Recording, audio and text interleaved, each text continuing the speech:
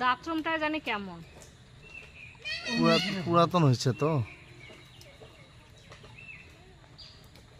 আমার বাবা ছাড়া যে কেউ এখন চেনে না। এখন বাবা কবে আসবে তারপর এগুলো সংস্কার হবে। লতাটা টাইম নিতে পারলেও পরে ফাঁকা হয়ে যাবে, ও লতাও আটকাচ্ছে। এই দুষ্টু কাপড়টা আনো,